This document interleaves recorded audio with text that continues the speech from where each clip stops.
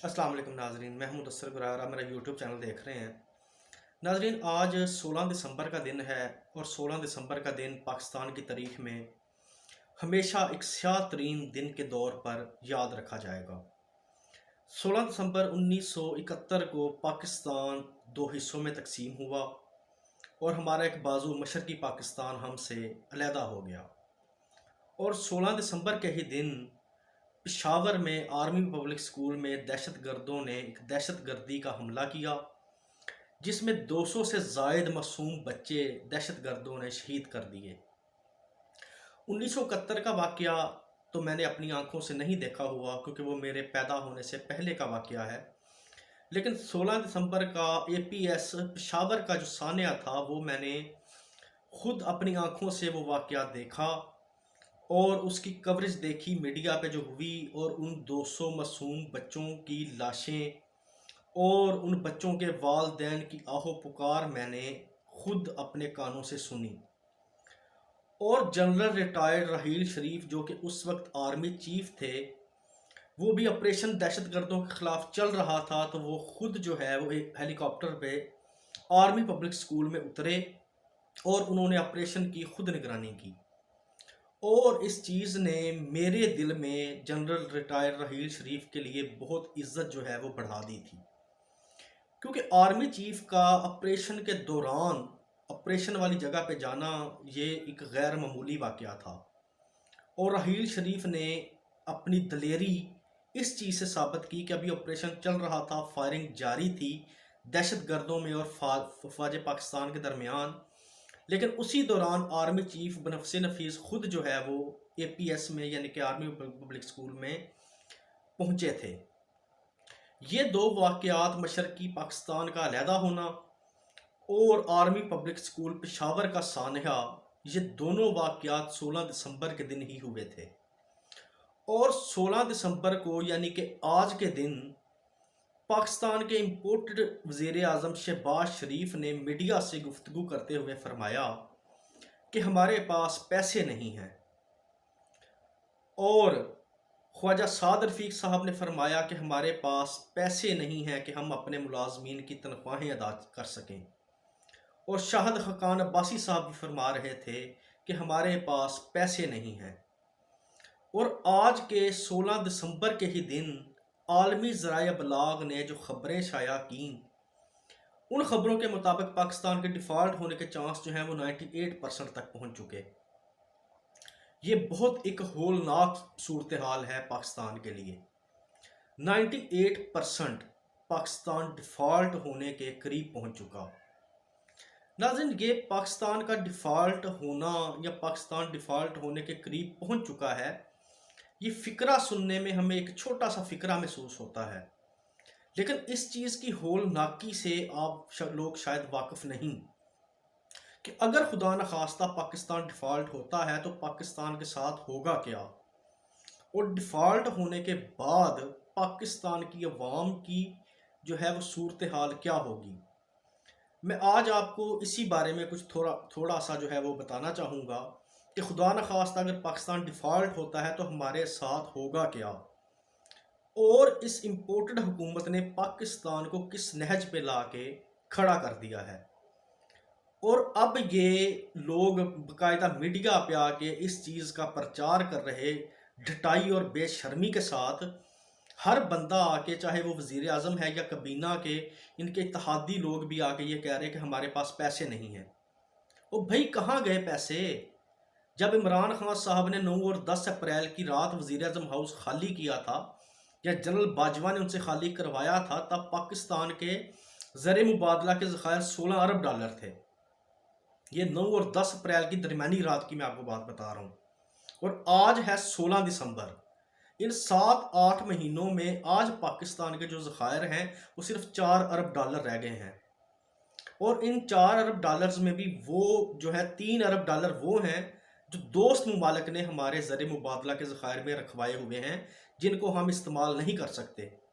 और अगर वो दोस्त ममालिक अपने 3 अरब डॉलर जो हैं वो निकाल लेते हैं पाकिस्तान के बैंकों में से, स्टेट बैंक ऑफ पाकिस्तान से, तो हमारे पास बाकी रह गया 1 अरब डॉलर। अब 1 अरब डॉलर पाकिस्तान के ज़र मुबादला के ज़खायर में सिर्फ 1 अरब डॉलर मौजूद है। भाई कहाँ गया पैसा? आप लोग अपनी मनहूस शक्लें लेके टीवी पे आके कह रहे हैं कि पैसा नहीं है।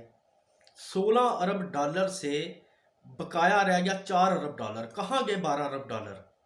क्या तरक्याती काम करवाया आपने? ये 12 अरब डॉलर कहाँ पे लगा? कोई हमें नज़र आना चाहिए। या 12 अरब डॉलर से आपने कौन सी ऐसी कोई स्कीम शुरू की, या पाकिस्तान का कौन सा ऐसा आपने कर्जा उतारा जो आपने इन 7-8 माह में 12 अरब डॉलर गायब कर दिए?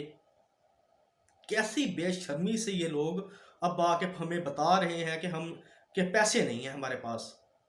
वो फिटे मुंह भी तुम्हारा, फिटे मुंह तुम्हारी शक्लों पे, और फिटे मुंह तुम्हारे बेहतरीन एडमिनिस्ट्रेटर होने पे। और हम लोग जो हैं, सितम ज़रीफ़ी हमारी ये है कि हमारी वाम अब भी नारा लगाती है शेयर एक बारी फेयर। हद हो गया यार।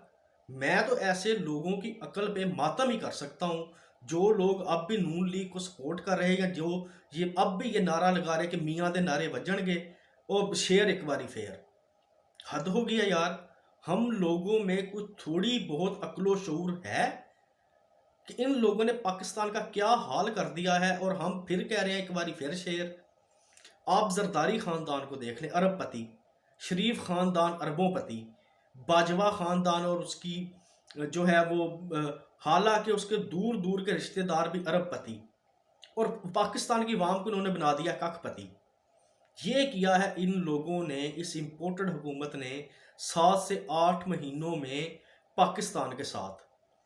अब आप इस चीज़ पे आ जाए कि पाकिस्तान अगर खुदा न खास्ता डिफ़ॉल्ट होता है तो होगा क्या। सबसे पहले आ जाए सरकारी मुलाजमीन पे।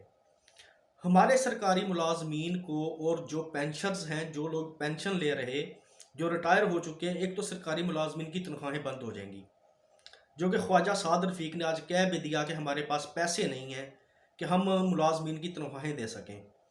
अगर तनख्वाहें बंद तो साफ ज़ाहिर है पेंशन भी बंद। ये तो कर दिया जी इन लोगों ने सरकारी मुलाजमीन का हाल। अब आ जाए आप कारोबारी तबके पे।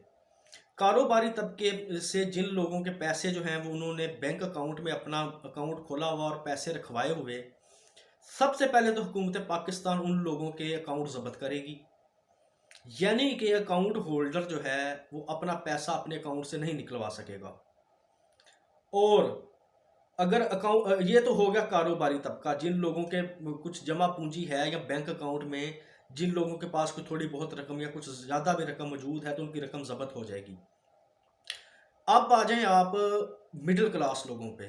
मिडिल क्लास लोग या दिहाड़ीदार तबका, जब पाकिस्तान से पैसा ख़त्म हो जाएगा, मजदूरी नहीं मिलेगी, काम बंद हो जाएंगे, फैक्ट्रियां बंद हो जाएंगी, रोज़गार बंद हो जाएगा, और आपके पाकिस्तानी करेंसी, ये जो नोट हम इस्तेमाल करते हैं, ये नोट जो है सिर्फ कागज़ का एक टुकड़ा बन कर रह जाएगा।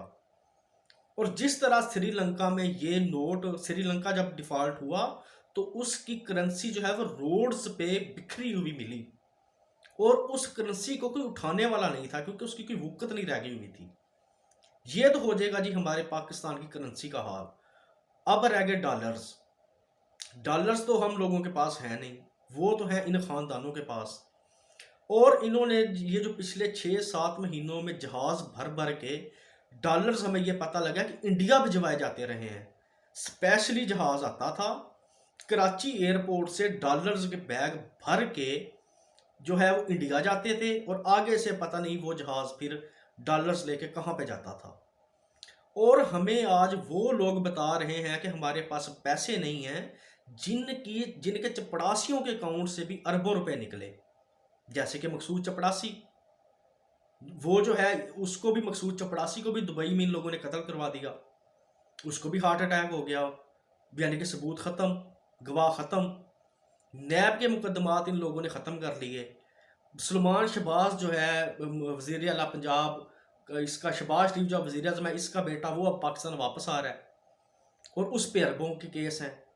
और बाजवा साहब ने, जनरल कमर जवेद बाजवा ने, जो खुद आज हमें समझ आ रही कि बाजवा इन लोगों को क्यों लेके आना चाहता था वापस, या बाजवा इस नून लीग की या नवाज शरीफ, शहबाज शरीफ की सपोर्ट क्यों कर रहा था, आज हमें समझ आ रही है, इसलिए कि उसने अपनी करप्शन और अपने ख़ानदान की करप्शन बचानी थी।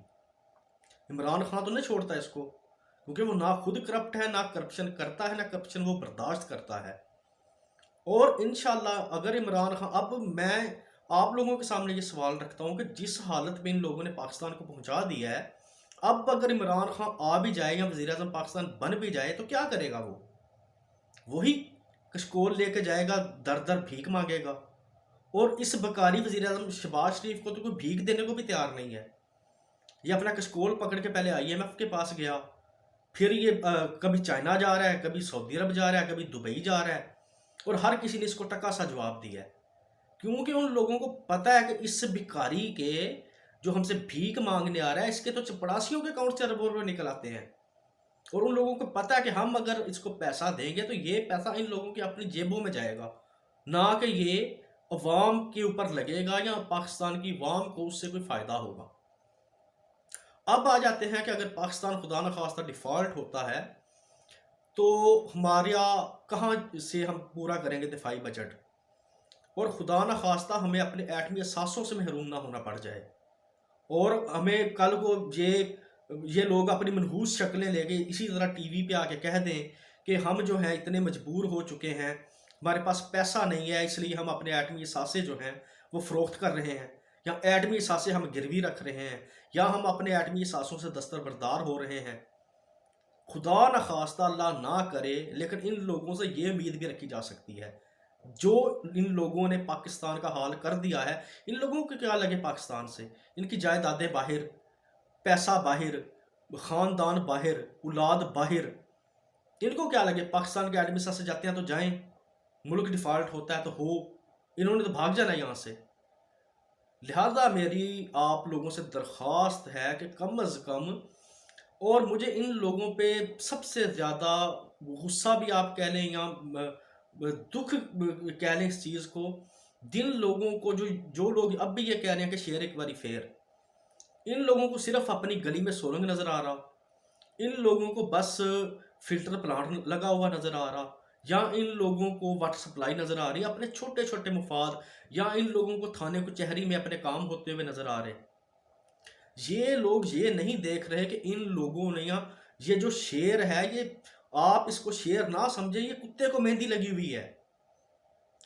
ये शेर है जिन्होंने पाकिस्तान का ये हाल कर दिया है। हमें जिंदा भुट्टो चाहिए, हमें ये चाहिए, शेर चाहिए जो कुत्ते को मेहंदी लगा के इन्होंने शेर बनाया हुआ है। जिंदा भुट्टो हमें चाहिए, हमें ये मुर्दा शेर चाहिए, हमें नवाज शरीफ चाहिए, हमें शहबाज शरीफ चाहिए। हद होगी अवाम की। पता नहीं है अवाम, क्या मैं कह सकता हूँ। मुझे कि इमरान खान पैसे नहीं देता, या आप लोग ये समझे कि मैं इमरान खान की तारीफ करूँ तो मुझे कि पैसा मिल रहा है वहाँ से, लेकिन इमरान खान, अगर नवाज शरीफ 100 दफ़ा भी पैदा होके आ जाए और ये जरदारी ख़ानदान 1000 बार भी पैदा होके आ जाए, तो एक इमरान खान के जूते की खाक के बराबर भी नहीं है ये लोग। उस बंदे ने पाकिस्तान की अवाम का सोचा था, सेहत कार्ड जो इन लोगों ने ख़त्म कर दिया। उसके मैं क्या क्या चीज़ें आपको गिनवाऊँ। मैंने आपको बताया कि उस टाइम इमरान खान के दौर में पाकिस्तान की तरक्की की शरह 6% थी, जो कि आज 8 महीनों के बाद -6% पे पहुंच चुकी। उस टाइम पाकिस्तान के ज़र मुबादला के ज़खायर में 12 से 16 अरब डॉलर मौजूद थे। आज जो है वो सिर्फ 4 अरब डॉलर रह गए हैं। ये किया जी इन लोगों ने पाकिस्तान के साथ।